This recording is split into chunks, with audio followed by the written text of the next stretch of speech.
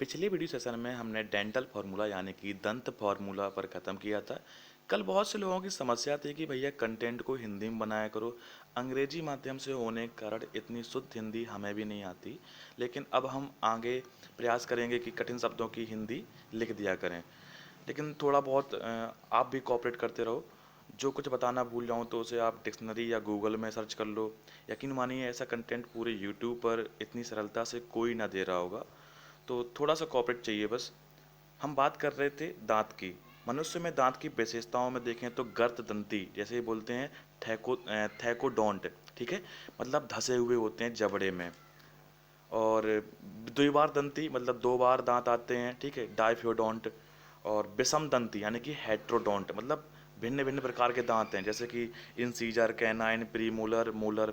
तो इंसीजर को हिंदी में बोलते हैं कृंतक, ठीक है। आपको ये इमेज में दिख रहे हैं सामने वाले दांत। तो सामने वाले ये इंसीजर जो सेंट्रल इंसीजर दांत हैं, ठीक ठीक है, यही दांत बच्चों में सबसे पहले आते हैं, ठीक है। कब आते हैं? तो 6 से 8 महीने के बीच में। और बच्चों में कौन से दांत नहीं आते हैं? तो प्रीमूलर, प्रीमूलर कहते हैं अग्र चर्वणक।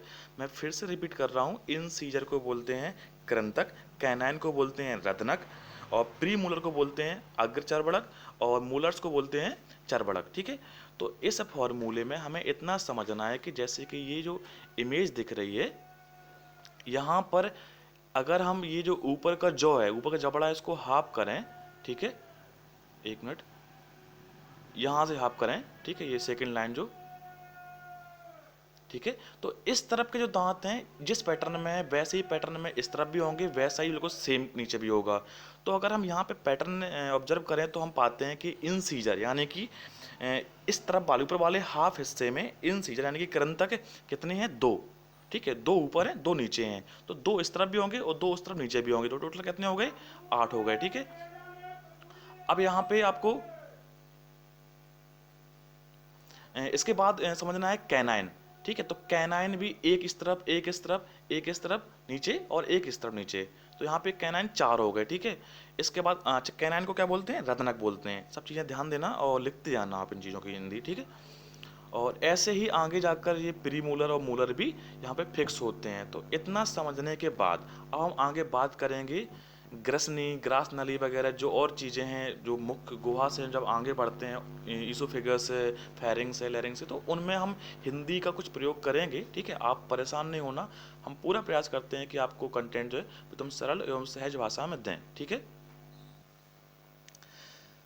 दांतों को पढ़ने के बाद अब हम पढ़ेंगे लाल ग्रंथियों के बारे में, जिन्हें अंग्रेजी में बोलते हैं सैलिवरी ग्लैंड्स, ठीक है। तो ये जो सैलिवरी ग्लैंड्स हैं ये एक्चुअली में एक्टिवेट कैसे होती हैं? तो इनमें क्या होता है कि जो प्रेशर रिसेप्टर्स होते हैं, अब प्रेशर मतलब दबाव महसूस करने वाले रिसेप्टर्स, ठीक है। आप थोड़ा सा समझना चीज़ों को। मतलब ये है कि जैसे ही हम मुख में कुछ भी चीज़ रखते हैं, चाहे भले ही वो टेस्टी हो चाहे ना हो, अगर हम कंकड़ भी रख लें या कांच का टुकड़ा भी रख लें, तब भी हमारे मुंह में सलाइवा यानी कि लार का सिक्रीशन यानी कि स्रावण होने लगता है। तो प्रेशर रिसेप्टर्स के कारण क्या होता है, जो सिक्रीशन है वो स्टिमुलेट होता है, मतलब यहाँ पे उद्दीपन स्राव होने लगता है। उद्दीपन स्राव का यहाँ पे तात्पर्य ये है कि किसी दूसरी वजह से कोई एक्शन होना, मतलब जैसे आपने मुंह में रखा है कोई चीज़, ठीक है, उसकी वजह से तुरंत सलाइवा का सिक्रीशन होने लगा, तो इसे हम बोलेंगे कि स्टिमुलेट या स्टिमुलेटेड सिक्रीशन, ठीक है। सिक्रीशन क्या है एक्चुअली में यहाँ पे? तो रिफ्लेक्स एक्शन है। वही जो उद्दीपन बोला, मतलब रिफ्लेक्स मतलब ये होता है कि जैसे आपने कोई एक्शन लिया उसके प्रतिवर्ती या प्रतिवर्त क्रिया, रिफ्लेक्स एक्शन बोलते हैं प्रतिवर्त क्रिया, ठीक है। तो आपने जैसे ही मुख में कुछ रखा तो उसकी रिस्पॉन्ड में, उसके रिस्पॉन्स में तुरंत सलाइवा हमारे जो बक्कल कैविटी है या कहें तो हमारे मुख में सीक्रेट होने लगती है, ठीक है। चाहे वो टेस्टी फूड हो चाहे ना हो। और फिलहाल टेस्टी फूड में तो जो एरोमा होता है, जो स्वीट फ्रेगरेंस होती है, उसकी वजह से सलाइवा का सिक्रीशन और तेज होता है और फास्ट होता है। जैसे कहते हैं कि मुंह में पानी आ जाता है हमारे। तो सलीवरी ग्लैंड में क्या होता है कि जो श्लेष्मा झिल्ली होती हैं, म्यूकस मेम्ब्रेन होती हैं। अब ये मेम्ब्रेन आपकी लेबियल यानी कि ओष्ठ, बक्कल, मुख, और जो पैलेटल, यहाँ पे हमने पिछली वीडियो में बात की थी palate, hard palate, soft palate. तो पैलेट मतलब होता है तालू, ठीक है। तो कुछ वर्ड्स को आप हिंदी इंग्लिश दोनों में समझें ताकि आपकी जो नॉलेज है बहुत डीप हो, ठीक है। आपसे कोई कुछ भी पूछ दे तो तुरंत बता सकें। तो लेबियल, बक्कल और पैलेटल ग्लैंड्स वगैरह, इनमें यहाँ पे आपकी जो सैलिवरी ग्लैंड्स हैं वो इनबिल्ट रहती हैं, ठीक है। और ये कहाँ कहाँ होती हैं, जो लिप्स हैं, चीक्स मतलब हमारे गाल, पैलेट तालू, ठीक है। और जीभ के पास होती हैं लिंगुअल ग्लैंड्स, ग्लैंड मतलब ग्रंथियाँ, ग्लैंड्स मतलब ग्रंथियाँ, ठीक है, समझते जाना इसको। और जो प्रमुख लार ग्रंथियां हैं जरा उनको हम समझ लेते हैं। अंग्रेजी में 3 पढ़ते हैं हम, उन तीनों का हिंदी में भी मैंने अनुवाद लिख दिया है। Parotid glands, major salivary glands हैं वो पैरोटिड ग्लैंड्स पहली, दूसरी सब मैंडिबुलर ग्लैंड, तीसरी सबलिंगुअल ग्लैंड, ठीक है। इनका हिंदी में मतलब क्या है, पहली है मतलब ये जो सबलिंगुअल है इसका मतलब है अधोजिह्वा लार ग्रंथि। पैरोटिड ग्लैंड मतलब है कर्णमूल, ठीक है। पैरोटिड मतलब होता है कर्णमूल लार ग्रंथि, सब मैंडिबुलर मतलब होता है अधो हनु लार ग्रंथि। अब इन तीनों में सबसे बड़ी लार ग्रंथि होती है पैरोटिड ग्लैंड, ठीक है, जो कि ये सबसे बड़ी। और सबसे ज़्यादा सलाइवा का सिक्रीशन सब मैंडिबुलर ग्लैंड यानी कि अधोहनु ला ग्रंथि करती है, लगभग ऑलमोस्ट 70% सलाइवा का सिक्रीशन, ठीक है। पैरोटिड ग्लैंड्स में जब देखो यहाँ पे कुछ चीज़ें हमको समझनी है। पैरोटिड ग्लैंड में स्वेलिंग होती है, जैसे कहते हैं ना गलसुआ वगैरह, मम्स, तो सूजन, जो गाल में सूजन होती है उन्हें मम्स, ये किस वजह से होता है, तो पैरामिक्सो वायरस, ठीक है, ये वर्ड का आप लिख लेना एक जगह पे। तो पैरामिक्सो वायरस से होती है स्वेलिंग हमारे गालों में, ठीक है, जैसे मम्स कहते हैं, जैसे कहीं पे मम्स वायरस भी लिखा हुआ है। और यहीं पे पैरोटिड ग्लैंड्स में पैराटिन हार्मोन का सिक्रेशन होता है जो कि कैल्सिफिकेशन ऑफ टीथ के लिए रिस्पॉन्सिबल है। कैल्सिफिकेशन मतलब कड़कपन, दांतों में जो कड़कपन होता है उनका जो कैल्सिफिकेशन होता है वो पैराटिन हार्मोन के कारण होता है, ठीक है। अब देखते हैं कंपोजिशन ऑफ सलाइवा यानी कि लार के घटक। तो हमारे जो सलाइवा है, जो लार है, उसमें थोड़ी सी मात्रा में यूरिक एसिड और यूरिया पाया जाता है। तो इस यूरिक एसिड की प्रेजेंस के कारण लार यानी कि सलाइवा का जो पीएच है वो कितना होता है, 6.8, यानी कि एसिडिक है थोड़ा सा। अगर 7 होता तो नॉर्मल होता है ना, 7 से ऊपर तो बेसिक है, 7 से कम मतलब एसिडिक थोड़ा सा। तो ये यूरिक एसिड की प्रेजेंस के कारण पीएच वैल्यू 6.8 होती है, ठीक है। यूरिक एसिड का फॉर्मूला मैंने लिख दिया है, इसको नोट कर लेना, C5H4N4O3, ठीक है। अब यहाँ पे हमारे यूरिक एसिड तो थोड़ा बहुत है ही, इसके साथ साथ म्यूकस, यानी कि म्यूकस क्या है, चिपचिपा पदार्थ, बलगम, चिपचिपा पदार्थ या बलगम। और इसके साथ साथ इम्यूनोग्लोबुलिन ए, आईजीए, इससे पहले हमने एंटीबॉडीज एंटीजन वगैरह में हमने पढ़ा था आईजीए वगैरह। तो आईजीए से जो एंटीबॉडीज बनती हैं, यहाँ पे हम कहते हैं ना कि हमारे सलाइवा में लाइसोजाइम होते हैं जो कि बैक्टीरिया से या जो बाहर से आने वाले जो इन्वेडर्स से कुछ हानिकारक चीज़ें हैं उनको ख़त्म करते हैं। तो जो एंटीबॉडीज़ भी हमारे सलाइवा में होती हैं, ये एंटीबॉडीज बनती हैं किससे, इम्यूनोग्लोबुलिन ए, आईजीए, ठीक है, इसको लिख लेना। लाइसोजाइम तो है ही, ठीक है, बाहरी बैक्टीरिया को अटैक करने के लिए। इसके बाद सेलिवरी एमाइलेज भी होता है। अब इसकी हिंदी हम आपको नहीं बता सकते, इसकी हिंदी हमें भी नहीं पता, आप सर्च करना आराम से, समझना इसको, सेलिवरी लारी एमाइलेज, ठीक है। और इसके बाद इसमें कुछ और भी चीज़ें उपस्थित होती हैं, जैसे कि लैक्टोफेरेन।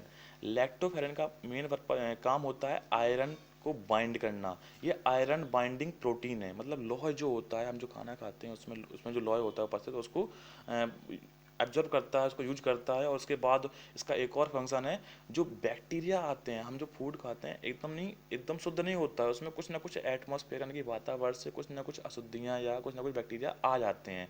तो उनकी मल्टीप्लिकेशन यानी कि उनकी वृद्धि को रोकना होता है लैक्टोफेरेन को, ठीक है। जो इसके साथ साथ लिंगुअल लाइपेज, ठीक है, जो कि हमारे स्टोमक में 20% तक अपनी भागीदारी निभाता है, ठीक है। और लिंगुअल लाइपेज भी यहीं पाया जाता है। इसके बाद हम देखते हैं कि सलाइवा सिक्रेशन का रेगुलेशन यानी कि लार श्रावण पर नियंत्रण कैसे होता है। तो यहाँ पे नर्वस सिस्टम 2 प्रकार का यहाँ पे अभी फिलहाल पढ़ना है, हालांकि हम आगे जब नर्वस सिस्टम पढ़ाएंगे तो वहाँ पे बहुत डिटेल में बात करेंगे, लेकिन यहाँ पे इन 2 का रोल देखने को मिलता है, सिम्फेटिक और पैरासिम्फेटिक। सिम्फेटिक को बोलते हैं हिंदी में अनुकंपी तंत्र का तंत्र। ये रिस्पॉन्सिबल होता है जब हम डरते हैं या घबराहट होती है, तो एकदम से हम कहते नहीं है कि एकदम से मुंह में पानी सूख जाना या मुंह सूख जाना। तो डर या घबराहट में जो हमारा मुंह सूख जाता है वो एक्चुअली में सिम्फेटिक नर्वस सिस्टम एक्टिव हो जाता है एकदम से। तो वो क्या करता है कि यहाँ पे सलाइवा के जो श्रावण है, जो सिक्रीशन है, वो डिक्रीज कर देता है यानी कि कम कर देता है। इसके बाद पैरासिम्फेटिक जस्ट उल्टा काम करता है, तो यहाँ पे सलाइवा बढ़ जाती है, मतलब सलाइवा का सिक्रीशन बढ़ जाता है, लार का सिक्रीशन बढ़ जाता है पैरासिम्पैथिक नर्वस सिस्टम के कारण, ठीक है। अब इसके बाद अगला एक पॉइंट है कि हम जब सोते हैं तो उस समय हमारे जो सलाइवा का सिक्रीशन है वो रिड्यूस हो जाता है, कम हो जाता है, बहुत कम होता है। अब सलाइवा में होते हैं हमारे एंटी बैक्टीरियल चीज़ें, यानी कि लाइजोम वगैरह हैं, ठीक है, IgA है। तो जब ये चीज़ें कम होगी तो जाहिर सी बात है कि हमारे मुंह में बैक्टीरिया पनपेंगे, उनका मल्टीप्लिकेशन बढ़ेगा। तो जैसे ही बैक्टीरिया बढ़ते हैं तो ड्रैगन ब्रीथ, जिसे बोलते हैं हेलिटोसिस, ठीक है, हेलिटोसिस, इसे दुर्गंध समझते हैं हिंदी में हम। तो हेलिटोसिस की प्रॉब्लम होती है सोते समय, जब हमारे मुंह में सलाइवा का सिक्रीशन कम होता है तो मुंह से जब सो के उठते हैं तो मुंह से बदबू आती है, उसे कहते हैं हेलिटोसिस, ठीक है। इसके बाद हम देखते हैं सीधे फेरिंग्स यानी कि थ्रोट, ठीक है, गले में ग्रसनी, शुद्ध हिंदी में ग्रसनी। तो फेरिंग्स की एनाटॉमी हम देखते हैं यहाँ पे, ठीक है। तो ये जो स्ट्रक्चर आपको दिख रहा है ये है फेरिंग्स। ऊपर है नेसल कैविटी यानी कि जो नासा गुहा है, नासिका गुहा है, ओरल कैविटी है आगे दिख रही होगी आपको। नीचे ये ह्योइड बोन है जिससे टंग अटैच रहती है, ठीक है। तो ये चीज़ें आसान करने के लिए हम इमेज वगैरह डाल देते हैं, ठीक है। तो अब यहाँ पे जो ग्रसनी है, ग्रसनी के 3 पार्ट हैं, नेसोफेरिंग्स, ठीक है। अब यहाँ पे इनकी हिंदी नहीं पूछना, ठीक है। नेसोफेरिंग्स, ओरोफेरिंग्स और हाइपोफेरिंग्स, ठीक है। हाइपोफेरिंग्स को लैरिंगोफेरिंग्स भी बोलते हैं आगे जाकर, और इनके बारे में थोड़ा हम देखते हैं क्या क्या पॉइंट हैं। तो नेसोफेरिंग्स में क्या होता है, pseudo stratified ciliated columnar epithelium, ये मसल्स की लाइनिंग टाइप की होती है। तो इस वर्ड को थोड़ा सा टफ वर्ड है और वैसे मुश्किल है एग्जाम वगैरह में आपके पूछे जाए तो, जो बहुत हार्ड लेवल के एग्जाम होते हैं वहाँ पे भले पूछ दे, तो ये लिख लेना, pseudo stratified ciliated columnar epithelium, इसकी लाइनिंग होती है। नेसोफेरिंग्स का सबसे मेन जो आपका हेल्पफुल मुद्दा है यहाँ पे, वो है आके ईयर ड्रम को प्रोटेक्ट करना, बचाना। देखो हमारे जो मिडिल ईयर में कान का पर्दा होता है वो तब अच्छे से रिस्पॉन्ड करता है, तब अच्छे से वर्क करता है जब आस पास के उसकी जो प्रेशर है वो एकदम बैलेंस्ड कंडीशन में रहे। बाहर के दबाव से अगर थोड़ा बहुत भी यहाँ पे कान के पर्दा में दबाव पड़ा तो तुरंत डिस्टरबेंस हो जाता है, ठीक है। तो बहुत नाजुक झिल्ली होती है, तो इस झिल्ली के आसपास एयर प्रेशर को बैलेंस रखती है ये कौन, नेसोफेरिंग्स। तो कान के पर्दे का बचाव करता है नेसोफेरिंग्स, क्या करके, एयर प्रेशर को बैलेंस करके, ठीक है। तो ईयर ड्रम में इसका जो रोल है बहुत हेल्पफुल है। इसके बाद बात आती है ओरोफेरिंग्स की। तो ओरोफेरिंग्स श्वसन और पाचन क्रियाओं में सहायता करता है, ठीक है, रेस्पिरेटरी और डाइजेस्टिव सिस्टम में। लेरिंगोफेरिंग्स, ठीक है, तो हेयर्ड बोन से शुरुआत होती है इसकी, ये भी रेस्पिरेटरी और डाइजेस्टिव सिस्टम के पाथवे पे देखने को मिलता है। तो अगर हम ऐसे रफ डायग्राम देखें तो ऊपर देखो नोज है, तो ये नेसोफेरिंग्स, ओरोफेरिंग्स और लेरिंगोफेरिंग्स ये क्रम से हैं, ठीक है, नोज, माउथ, और यहाँ पे ये देखो फूड पाइप और विंड पाइप। फूड पाइप को कहते हैं ईसोफेगस, ठीक है, फूड पाइप कहते हैं ईसोफेगस मतलब ग्रस नली, ठीक है, और विंड पाइप कहते हैं श्वास नली, ठीक है, ट्रैकिया, ठीक है। तो ये दोनों चीज़ें ओपन होती हैं कहाँ पर, लैरिंगोफेरिंग्स पे, ठीक है। अब देखते हैं ईसोफेगस, या ऐसे कई कोई लोग बोलते हैं ओसोफेगस, ठीक है। तो ईसोफेगस बोल देते हैं हम फूड पाइप यानी कि ग्रास नली। ईसोफेगस और ये ट्रैगिया हैं वो फेरिंग्स पे आके ओपन होती हैं, इतना भी हमने समझा था, ठीक है, लैरिंगोफेरिंग्स पे। और यहाँ पे क्या होता है कि एक कार्टिलेजिनियस फ्लैप यानी कि नरम हड्डी का पल्ला होता है, एपिग्लॉटिस। यूबुला और एपिग्लॉटिस के बारे में हमने पिछले वीडियो में पढ़ा था, ठीक है। यूबुला का काम है नॉस्ट्रस यानी कि ननासा छिद्र को प्रोटेक्ट करना कि कुछ भी फूड पार्टिकल, भोज्य कण नासा छिद्र में ना जा पाएँ। और वैसा ही काम होता है एपिग्लॉटिस का कि ये श्वास नली में यानी कि जो हमारा विंड पाइप होता है, ट्रैकिया होता है, उसमें फूड पार्टिकल्स को नहीं जाने देता है, ठीक है। तो एक प्रकार से नरम हड्डी का पल्ला होता है, इसे एपिग्लॉटिस को हिंदी में कहते हैं कंठच्छद, ठीक है, इसको लिख लेना। इसके बाद हमारे जो ईसोफेगस में होती हैं स्फिंक्टर मसल्स, ठीक है, स्फिंक्टर मसल कहते हैं दबाव बनाने वाली मांसपेशियाँ। तो ये एक्चुअली में होता क्या है, जैसे ही देखो ये फूड दिख रहा है आपको, बोलस जिसे कहते हैं, हमने चबाया खाना, तो देखो ऊपर नीचे ये आगे बढ़ता कैसे है, ऊपर नीचे देखो ये जो मसल्स हैं देखो कॉन्ट्रैक्ट हो रही हैं, दबाव बना रही हैं, सिकुड़ती हैं, फैलती हैं, तो इन्हें ही कहते हैं स्फिंक्टर मसल। अच्छा, अब जब ये सिकुड़ना फैलने में कुछ प्रॉब्लम होती है तो आगे एक समस्या देखने को मिलती है जिसे कहते हैं ना कि कलेजे की जलन। तो हार्ट बर्न, पायरोसिस, अम्ल पित्त। तो ये वर्ड आप अंग्रेजी में लिख लो और हिंदी वाले कलेजे की तरह लिख लो, अम्ल पित्त लिख लो। एक्चुअली में इसको अगर साइंटिफिकली नाम देखें तो इसे बोलते हैं गैस्ट्रो एसोफिगल रिफ्लेक्स डिसऑर्डर। तो जब ये स्फिंक्टर मसल सही से वर्क नहीं करती है, ये कॉन्ट्रैक्ट नहीं होती है, भोजन के आगे बढ़ने के बाद ये पीछे पीछे सिकुड़ती नहीं है, तो क्या होता है कि अंदर की जो हमारी खट्टी डकार वगैरह आती है, जैसे जलन वगैरह होती है ना, तो अंदर का जो पित्त है वो उसकी गैस वगैरह है, जो सब्सटेंस वगैरह है वो ऊपर आने का प्रयास करता है। तो ये जब बंद नहीं होती है तब, ठीक है। तो इस स्फिंक्टर मसल के डिसऑर्डर में एक प्रॉब्लम होती है, जैसे शॉर्ट में कहते हैं GERD। GERD का फुल फॉर्म है गैस्ट्रो एसोफिगल रिफ्लेक्स डिसऑर्डर, ठीक है। अब यहाँ पे जब वही मैंने जो बात की थी कि oesophagus don't contract after bolus swelling, तो बोलस को जब निकलते हैं तो उस समय जब ऑसोफेगस कॉन्ट्रैक्ट नहीं होती है तो प्रॉब्लम होती है कलेजे की जलन, ठीक है। अब बात करते हैं स्टोमक, मतलब आमाशय, ठीक है। इसको साइंटिफिकली बोलते हैं गैस्ट्रा, ठीक है। तो ये पाया कहाँ जाता है, तो हमारी एब्डोमिनल कैविटी यानी कि उदर गुहा के अपर लेफ्ट पोर्शन में, ठीक है। उदर गुहा के अपर लेफ्ट पोर्शन में, ये आपको इमेज दिख रही होगी, ठीक है। तो इसकी जो मेन पार्ट है आपके कार्डिया फंडस, ठीक है, और ये पाइलोरिक पोर्शन जठर नरगम, ठीक है, ये पाइलोरिक पोर्शन है यहाँ पे, ठीक है, ये पाइलोरिक पोर्शन, और ऊपर फंडस, ठीक है, और ये है कार्डिया। ये इसके 3 मेन पार्ट हैं। ऊपर देखो एसोफेगस आया है, उसके बाद नीचे ये स्मॉल इंटेस्टाइन में खुल जाएगा। यहाँ पे भी देखो रूगे होती हैं अंदर जो है ना, फोल्ड टाइप के, ठीक है, जैसे कि हमारे पैलेटल रूगे थे तालू में होती हैं मस्कुलर फोल्ड्स, ठीक है, मांसपेशियाँ की जो सिलबटे टाइप की होती हैं, तो अंदर इसके भी होते हैं। तो अगर हम स्टोमक के 3 पार्ट देखें तो फंडस, पाइलोरिक पोर्शन और कार्डियक पोर्शन। फंडस को बोलते हैं बुधन, ठीक है, और पाइलोरिक पोर्शन बोलते हैं जठर नरगम, और कार्डियक पोर्शन को आप समझ लो, ठीक है, हिंदी में कार्डी मतलब हृदय संबंधी, हृदय के पास होता है एरिया ये। गैस्ट्रिक रूगे इसमें भी पाए जाते हैं, ठीक है। रूगे क्या है, सिलबटें, ठीक, फोल्ड टाइप की छोटे छोटे, और ये म्यूकस वगैरह को सिक्रेट करते हैं और जो फोल्ड्स वगैरह होते हैं, ठीक है, इतना समझ लेना है। इसके बाद हम देखते हैं गैस्ट्रिक ग्लैंड्स, जठर ग्रंथियाँ। ये जो ग्लैंड हैं वो अंतःस्रावी तंत्र के अंतर्गत समझी जाती हैं, एक्सोक्राइन वगैरह होती हैं, ठीक है। इनमें म्यूकस श्लेष्मा झिल्ली वगैरह वाली सेल्स होती हैं। 3 प्रकार सेल पढ़नी होती हैं, म्यूकस नेक सेल और जाइमोजेन पेप्टिक सेल। ये जाइमोजेन या पेप्टिक सेल पेप्सनोजेन और प्रोरेडिन जो एंजाइम है इसका सिक्रीशन करते हैं, ठीक है। और जो पेरिटल सेल है या ऑक्जेंटिक सेल है, ऑक्जेंटिक सेल HCl का स्रावण करती है। HCl क्या है, हाइड्रोक्लोरिक अम्ल, ठीक है। तो इन 3 चीज़ों को आपको ध्यान से लिख लेना है। इसके बाद पेरिटियल सेल या ऑक्जेंटिक सेल एक और चीज़ को सीक्रेट करती है, जो कास्टल्स इंट्रिंसिक फैक्टर, कास्टल्स इंट्रिंसिक फैक्टर, इसको आप लिख लो, ठीक है। ये इम्पॉर्टेंट है, ये विटामिन B12 के एब्जॉर्प्शन में सहायक होते हैं। जो विटामिन B12 इसका साइंटिफिक केमिकल नेम होता है साइनोकोबालामाइन, ठीक है। ये जब हमें किसी भोज्य पदार्थ से मिलता है तो इसके पाचन में ये सहायक होता है। कौन सा फैक्टर, कास्टल्स इंट्रिंसिक फैक्टर, ठीक है।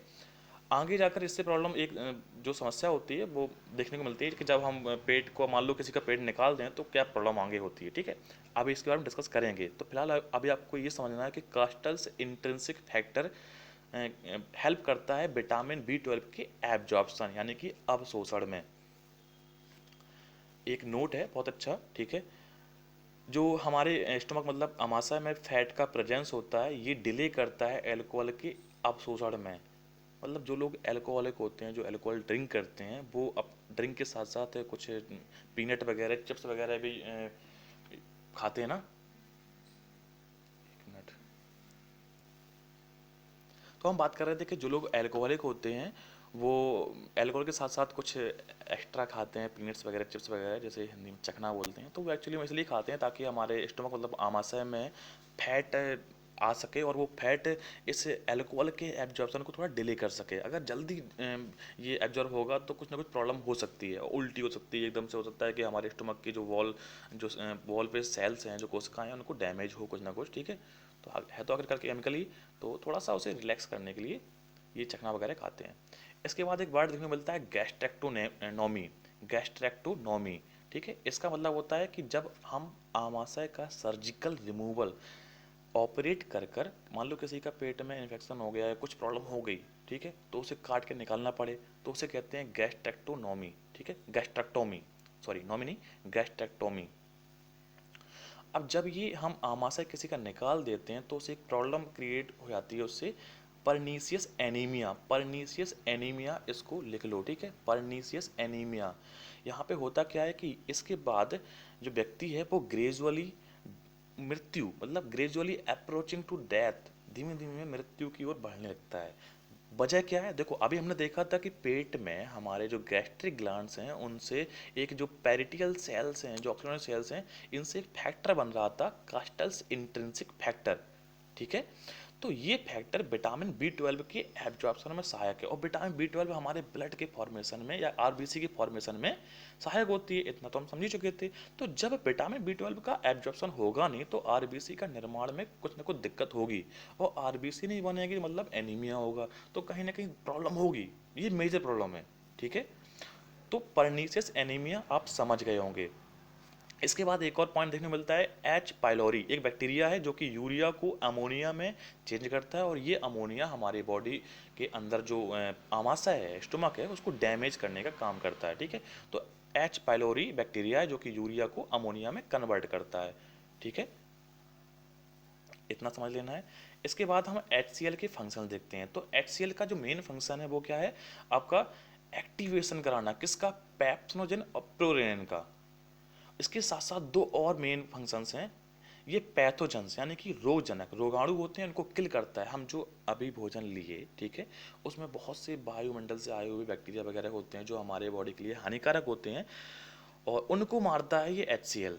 और साथ ही साथ एक ये पोटेंट किलर है टाइफाइड या टाइफाइड बैक्टीरिया के। आप लोग हमें कमेंट करेंगे कि टाइफाइड किस बैक्टीरिया से होता है, ठीक है। अच्छा क्वेश्चन है, बहुत से एग्जाम में पूछा गया है, जिसे ना पता हो वो गूगल करना, सर्च करना, पर लिखना जरूर, कम से कम आपको याद रहेगा। तो टाइफाइड किस बैक्टीरिया से होता है। इसके बाद HCl का जो एक और यूज है वो है आयरन एब्जॉर्प्शन यानी कि लौह अपशोषण में, ठीक है। और अभी हमने बात की थी कि ये एक्टिवेट करता है किसको, पेप्सिनोजन को, पेप्सिनोजन को एक्टिवेट करके पेप्सिन बनाता है, पेप्सिन, और प्रोरेनिन को एक्टिवेट करके बनाता है रेनिन, ठीक है। और ये रेनिन जो हार्मोन है, ये आपका कैसीन जो प्रोटीन होती है उसमें, दूध में, उसके पाचन के लिए सहायक होता है, और ये बहुत ज़्यादा एक्टिवेट होता है कहाँ पे, छोटे बच्चों में। तभी वो छोटे बच्चे जैसे दूध पीते हैं तो अगर तुरंत उल्टी करें तो उनका फटा हुआ दूध निकलता है बाहर, मतलब खराब दूध, ठीक है। तो उनके अंदर रेनिन का सिक्रेशन बहुत ज़्यादा मात्रा में होता है, वो दूध को जल्दी पचाते हैं। इसके बाद देखते हैं छोटी आंत, स्मॉल इंटेस्टाइन, ठीक है। तो छोटी आंत के तीन हिस्से हैं, ड्यूडेनम, जेजुनम और इलियम। तो थोड़ा सा बेसिक पॉइंट समझ लेते हैं पहले कि छोटी आंत लंबाई में तो बड़ी है, लगभग 3 मीटर है, ठीक है, लेकिन इसका जो डायमीटर है वो 2.5 सेंटीमीटर है, इसलिए बोलते हैं छोटी आंत, ठीक है। तो छोटी आंत के जो तीन पार्ट हैं आपको इमेज में दिख रहे होंगे, ड्यूडेनम, जेजुनम, इलियम, ठीक है। तो जो स्टोमक से शुरुआत होता है पार्ट वो कहलाता है ड्यूडेनम, ड्यूडेनम के बाद है जेजुनम, जेजुनम के बाद है इलियम, इलियम जुड़ा होता है बड़ी आंत से, ठीक है। और ड्यूडेनम सबसे छोटा पार्ट है, लगभग 25 सेंटीमीटर का होता है, आपको यहाँ पे लिखा है, दिख रहा होगा, ठीक है। और ये सी शेप्ड में होता है, ठीक है। और इसके बाद जेजुनम जो कि सबसे लंबा पार्ट है, सॉरी इसके बाद है इलियम, सबसे लंबा पार्ट है, जेजुनम 1 मीटर लंबा पार्ट है, ठीक है। तो जेजुनम लॉन्ग कॉइल्ड है, इसके बाद इलियम, इलियम 2 मीटर लंबी होती है, ठीक है। इलियम सबसे बड़ा लंबा पार्ट है, इलियम सबसे लंबा पार्ट है छोटी आंत का, इतना ध्यान देना है, ठीक है। और जो हाईली कॉइल्ड होता है, ज़्यादा मतलब कॉइल वगैरह बनी होती है इसमें। इसके बाद हम देखते हैं तो जो स्मॉल इंटेस्टाइन है वो chief site for digestion and absorption, पूरे बॉडी के डाइजेस्टिव सिस्टम में सबसे ज़्यादा डाइजेशन यानी कि पाचन और अवशोषण आपका कहाँ होता है, छोटी आंत में। क्यों, देखो एक तो इसकी लंबाई ज़्यादा, सरफेस एरिया ज़्यादा, ऊपर से इसमें एक फिंगर लाइक स्ट्रक्चर्स होते हैं विली, जो कि एब्जॉर्ब करने में यानी कि अवशोषण करने में सहायक होते हैं, ठीक है। इसके बाद देखते हैं तो हम स्टोमक और स्मॉल इंटेस्टाइन के बीच में पाइलोरिक स्फिंक्टर मसल होती है, पाइलोरिक स्फिंक्टर मसल कहाँ पाई जाती है, स्टोमक और स्मॉल इंटेस्टाइन के बीच में। स्मॉल इंटेस्टाइन और लार्ज इंटेस्टाइन के बीच में होती है इलियोसिकल स्फिंक्टर मसल, ठीक है, इलियोसिकल स्फिंक्टर मसल, ठीक है। तो इन दोनों के बारे में आप थोड़ा लिख लेना। इसके बाद हमने बात की थी कि अंदर फिंगर लाइक स्ट्रक्चर्स हैं, सिलवटें हैं, फोल्ड्स हैं। तो जो फोल्ड्स हैं उन्हें बोलते हैं प्लाइकी सर्कुलर्स, प्लाइकी सर्कुलर्स, ठीक है। और इनके अंदर भी सब फोल्ड्स होते हैं, उन्हें बोलते हैं विली, जो कि फिंगर लाइक प्रोजेक्शंस होते हैं। और इनका काम होता है स्मॉल इंटेस्टाइन के अंदर सरफेस एरिया को बढ़ाना, ठीक है। तो अब इनकी वजह से जो अगर मान लो कि इंटेस्टाइन के अंदर, मतलब स्मॉल इंटेस्टाइन के अंदर ये स्ट्रक्चर्स ना होते तो जितना सरफेस एरिया तब होता, और अभी जो बिली स्ट्रक्चर्स हैं तो उसके होने से लगभग 600 गुना सरफेस एरिया बढ़ जाता है, और जो कि सहायक होता है भोज्य पदार्थों के अवशोषण में। तो यहाँ पे जो स्मॉल इंटेस्टाइन का क्रॉस सेक्शनल व्यू यानी कि एक इमेज दिख रही है, इसमें आपको स्मॉल इंटेस्टाइन की जो लेयर्स हैं, सेरोसा, मसल लेयर्स वगैरह, सब म्यूकोसा, म्यूकोसा और अंदर विली हैं, तो इनको देख लेना। तो विली के यहाँ देखो जी उंगली ऐसे स्ट्रक्चर्स हैं, फिंगर लाइक स्ट्रक्चर्स हैं, जो कि फूड पार्टिकल्स के एब्जॉर्प्शन में सहायक होती हैं। अब यहाँ पे आपको ध्यान देना है कि लिविंग पर्सन में ये जो स्मॉल इंटेस्टाइन है वो 3 मीटर लंबी होती है। वहीं कैडवर, कैडवर कहते हैं डेड बॉडी को, ठीक है। तो जब आपने देखा होगा कि जब भी कोई इंसान की डेथ होती है और कुछ समय बाद लगता है कि इसकी जो डेड बॉडी है काफ़ी लंबी लगती है देखने में, तो एक्चुअली में उसकी लंबाई या कहें तो हाइट बढ़ जाती है। वजह क्या है, जो मसल्स हैं बॉडी में वो रिलैक्स हो जाती हैं मांसपेशियों की ढीलेपन के कारण। यहाँ पे आप देखो कि जो डेड बॉडी है उसकी आंत, छोटी आंत की लंबाई 6.5 मीटर तक हो जाती है, दुगने से भी ज़्यादा। जीवित इंसान में छोटी आंत की लंबाई 3 मीटर होती है, और मृत इंसान यानी कि जब डेड बॉडी में इसकी लंबाई बढ़ जाती है, इसके अंदर जो कॉन्ट्रैक्शन होता है वो रिलैक्स हो जाता है, मांसपेशियाँ ढीली पड़ जाती हैं, ठीक है। तो कैडावर कैसे कहते हैं, डेड बॉडी को, ठीक है। इतना ध्यान देना साइंस की लैंग्वेज में, ठीक है। अब इसके बाद बात करते हैं छोटी आंत में रस, जूसेस इन स्मॉल इंटेस्टाइन। तो पैनक्रियाटिक जूस, बाइल जूस और सक्सेस एंट्रिकस, ठीक है। तो पैनक्रियाटिक जूस जिसे अग्नाशयी रस कहते हैं, ये अग्नाशय से सिक्रेट होता है, जाहिर सी बात है, ठीक है, पैनक्रियास से। अब इसमें क्या है, 3 चीज़ें होती हैं। पैनक्रियाटिक प्रोटीजेस, जो कि प्रोटीन्स को तोड़ता है, उन्हें बहुत सिंपल फॉर्म में तोड़ता है, ठीक है। तो ट्रिप्सिन और कीमोट्रिप्सिन वगैरह होता है। और इसके बाद पैनक्रियाटिक एमाइलेज है, जो कि शुगर, ठीक है, जो कार्बोहाइड्रेट्स होते हैं उनको तोड़ता है। पैनक्रियाटिक लाइपेज, जो कि फैट्स को तोड़ता है, ठीक है।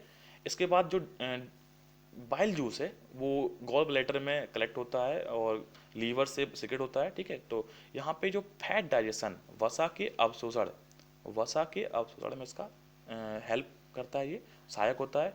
और जब इसका सीक्रेशन ज़्यादा होता है तो क्या हो जाता है, वाटरी डायरिया, ठीक है। जो लूज मोशन वगैरह होते हैं तो वाटरी डायरिया वगैरह होता है, और उल्टी वगैरह होती हैं, तो उसमें थोड़ा सा प्रॉब्लम होती है जब कहते हैं ना कि बाइल बढ़ गया, ठीक है। तो बाइल जूस के एक्स्ट्रा सिक्रेशन में क्या होता है, वाटरी डायरिया होता है। इसके बाद देखते हैं तो सक्सेस एंट्रिकस, ठीक है। इसमें क्या होता है कि ड्यूडनम की वॉल से ये सिक्रेट होता है, ड्यूडनम जो पहले वाला पार्ट है, ठीक है, सबसे छोटा पार्ट है छोटी आंत का। तो वहाँ पे वाटर प्लस म्यूकोप्रोटीन्स, इसमें क्या क्या होता है, water plus mucoproteins plus hydrogen carbonate ions, ये 3 चीज़ें होती हैं, water, mucoproteins plus hydrogen carbonate ions. ये प्रोटेक्ट करता है ड्यूडेनम को हाईली एसिडिक मीडियम से, जो अम्लीय अंदर अम्ल बनता है, HCl बनता है, उससे प्रोटेक्ट करता है ड्यूडेनम को, ठीक है। इसके बाद इसका आप एक स्क्रीनशॉट ले लो। जो इंटेस्टाइनल जूस है उसमें जो माल्टोज है किस में टूटता है, लैक्टोज किस में टूटता है, सुक्रोज किस में टूटता है, पेप्टोन्स किस में टूटता है, फैट्स किस में टूटता है और किससे टूटता है, तो ये सब लिखा हुआ है, मुझे कुछ बताने की ज़रूरत नहीं है, ठीक है। तो इसका आप ले लो स्क्रीनशॉट और इसे लिख भी लो। इसके बाद आप देखते हैं बड़ी आंत यानी कि लार्ज इंटेस्टाइन।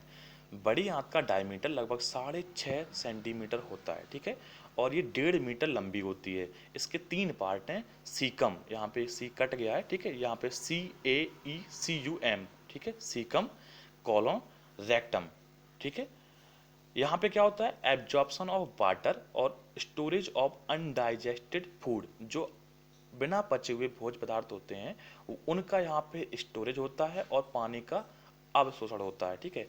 यहाँ पे एक चीज़ ध्यान देना कि पानी का अवशोषण सबसे ज़्यादा छोटी आंत में होता है, लेकिन आपको पढ़ने को मिलता है कि पानी का अवशोषण बड़ी आंत में सबसे ज़्यादा होता है। तो बड़ी आंत में जितनी चीज़ों का अवशोषण होता है उनमें से सबसे ज़्यादा पानी अवशोषित होता है, ये है पूरा मतलब, ठीक है। बड़ी आंत में जितनी चीज़ों का अवशोषण होता है उसमें सबसे ज़्यादा पानी का अवशोषण होता है, ये क्लियर पॉइंट है। लेकिन अगर ओवरऑल देखें तो छोटी आंत में सबसे ज़्यादा पानी का अवशोषण होता है, ठीक है। इसके बाद यहाँ पे विटामिन बी और विटामिन के का एब्जॉर्प्शन होता है, ठीक है।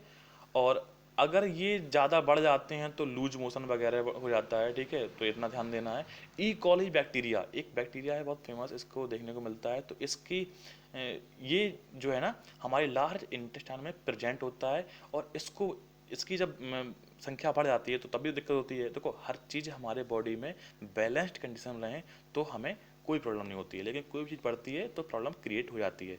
ई कॉली बैक्टीरिया जब बढ़ जाती है तो प्रॉब्लम क्रिएट होती है। तो इनको मारने के लिए जब हम बहुत लंबे समय तक एंटीबायोटिक्स लेते हैं तो होता क्या है कि हमारे लार्ज इंटेस्टाइन में ब्लीडिंग डिसऑर्डर हो जाता है, ठीक है।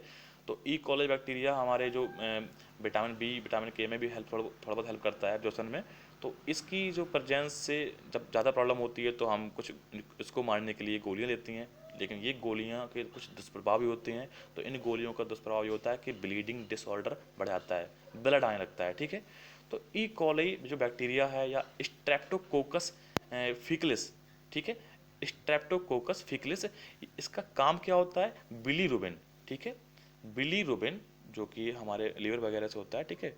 और पीलिया वगैरह में नहीं पढ़ने को मिलता है कि बिलीरुबिन बढ़ गया तो तभी पूरी बॉडी पीली पड़ जाती है। तो बिलीरुबिन को यूरोबिलिंगोजेंस या स्टेरकोबिलिंग्स में यूरोबिलिंगोजेंस या स्टेरकोबिलिंगजेंस में चेंज करता है, ठीक है। रुकावट के लिए खेद है, there was someone at the door, ठीक है। तो कोई था। चलो फिलहाल बिलीरुबिन चेंज बिलीरुबिन को चेंज करता है ई कोलाई किस में, यूरो बिलिंगोजेंस में, ठीक है। और साथ ही साथ स्टेरकोबिलिंस में।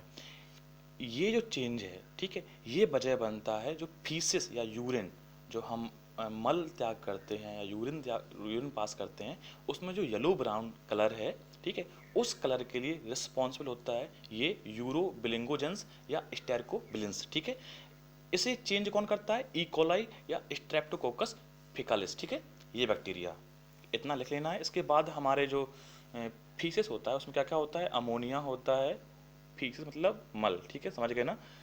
अमोनिया H2S, इस गैस की वजह से ही बदबू आती है। जो रॉटन एग टाइप स्मेल होती है वो H2S गैस की वजह से होती है, और जो ऑर्डर ऑफ फीस मतलब बदबू आती है, ठीक है। तो इतना समझ लेना है। इसके बाद हम आगे बात करेंगे जो एसोसिएटेड ग्लैंड्स हैं, सहायक ग्रंथियां हैं डाइजेस्टिव सिस्टम में, उनके बारे में बात करेंगे। तो उम्मीद करते हैं कि आपको ये कंटेंट पसंद आ रहा होगा, आप अच्छे से पढ़ रहे होंगे, एकांत को एंजॉय कर रहे होंगे, आप अपने आनंद में आनंदमय हो रहे होंगे, ठीक है। सभी लोग खुश रहें, मस्त रहें, ठीक है। अवसाद कुछ नहीं होता, टेंशन लेने का नहीं, ठीक है। चिल करो, इन्जॉय इट, एक है मेरा slogan, hashtag enjoy it, her cheese enjoy करो, ठीक है। और बाकी मैं अब प्रयास करूँगा कि हर एक कंटेंट में थोड़ा सा सबके लिए हेल्पफुल हो, चाहे वो हिंदी मीडियम से हो चाहे वो इंग्लिश मीडियम से हो, बस थोड़ा सा कॉपरेट करते रहो आप। अगर ये चीज़ें अच्छी लगती हैं आपको तो यार दो चार दोस्तों से शेयर कर दिया करो, दो चार लोग और देखेंगे, थोड़ा और जानेंगे, तो हमारे लिए फ़ायदा है, हमें मोटिवेशन मिलता है, मज़ा आता है यार। आप लोग कमेंट करो, थोड़ा सा इंटरेक्ट हो, सुस्त ना रहो, ठीक है, एक्टिव रहो, ठीक है। बाकी ज्ञान तो देते ही रहते हैं। इसी के साथ this is Sunny Chauhan signing off, have a good day. और आप सभी के घर परिवार वालों को मेरा यहाँ से वंदन चरण स्पर्श। सब लोग खुश रहें, मस्त रहें, ठीक है। Sunny Chauhan signing of.